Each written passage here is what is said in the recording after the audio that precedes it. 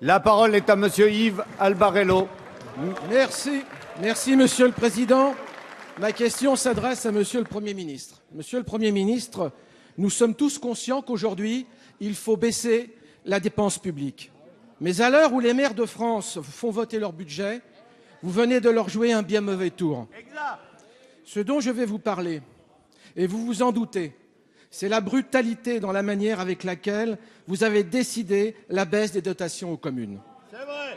Dans ma ville, votre décision, c'est 25% de l'autofinancement qui me permet de financer les investissements sans emprunt. Ce sont aujourd'hui des économies réalisées par les fonctionnaires et les élus de ma ville depuis des années qui s'effacent par votre décision brutale. Exact. Si la direction des finances nous avait prévenu ne serait-ce qu'il y a 3 mois, nous aurions pu anticiper et faire des arbitrages différents. Monsieur le Premier ministre, à cause de votre méthode, vous n'avez pas laissé d'autre choix aux maires que d'augmenter les impôts ou d'augmenter les emprunts. Cette façon de faire, tout ce qu'on vous reproche depuis 3 ans, de l'improvisation, pas de concertation, voilà les vraies raisons qui font qu'aujourd'hui, les impôts locaux vont augmenter et cela, c'est de votre faute. Car vous pouviez faire autrement. Et vous ne l'avez pas voulu pour faire porter la responsabilité de ces augmentations aux maires de France. Monsieur le Premier ministre, le maire de terrain que je suis vous demande, comme j'en suis sûr, tous les maires qui sont ici dans l'hémicycle, de ne pas faire des élus les otages de votre massacre fiscal que vous avez organisé sciemment depuis 3 ans en prenant 90 milliards d'euros dans la poche des Français. Monsieur le Premier ministre, nous vous demandons de nous réunir, de nous associer, de nous concerter, département par département, si vous ne voulez pas avoir les maires de France contre vous. Merci. La parole est à Madame Maryse Lebranchu, ministre de la Décentralisation et de la Fonction publique. Merci, Monsieur le Que l'on Président, écoute Mesdames attentivement. et Messieurs les députés, Monsieur le député Yves Barello. Effectivement, on pourrait ensemble dire on ne dépense pas, on ne baisse pas la dépense publique. On ne réduit pas les déficits de la France.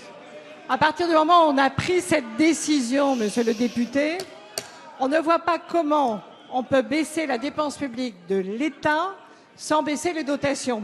Et lorsque vous parlez d'impôts, je vous rappelle que puisque aujourd'hui les recettes de l'État sont inférieures à ses impôts, à sa dépense, si nous voulions garder les dotations aux collectivités territoriales, ce sont les impôts sur le revenu ou la TVA qui seraient appelés. Ce sont les mêmes citoyens qui payent les mêmes impôts. Et lorsque vous dites 90 milliards, ce n'est pas la peine de crier comme ça. Ce n'est pas 90 milliards. Le Premier ministre lui-même disait 30 milliards pour le dernier gouvernement, 30 milliards pour notre gouvernement, c'est trop. Nous avons décidé de baisser les impôts. Plusieurs millions de Français, vous le savez, auront une feuille d'impôt sur le revenu plus faible cette année. Alors, si vous regardez vos communes, vous réussissez dans la vôtre, avec 11 000 habitants, à engager 4 millions d'euros d'investissement, c'est correct. Mais vous savez que dans l'Île-de-France aujourd'hui, le sujet est un sujet d'intercommunalité et de mise en commun des moyens.